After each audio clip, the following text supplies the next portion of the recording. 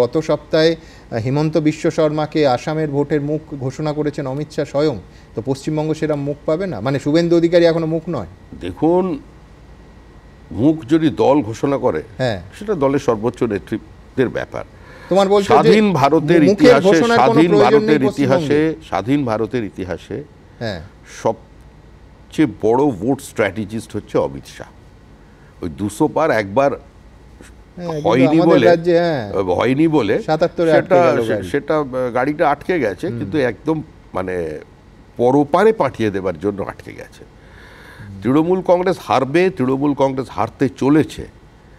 তৃণমূল কংগ্রেস স্বাভাবিক রাজনৈতিক মৃত্যুর দিকে এগোচ্ছে, না হলে রাষ্ট্রবিজ্ঞান মিথ্যা হয়ে যাবে, সমাজবিজ্ঞান মিথ্যা হয়ে যাবে, পশ্চিমবঙ্গের মানুষের রাজনৈতিক বোধটা মিথ্যা হয়ে যাবে। সেটা হবে না।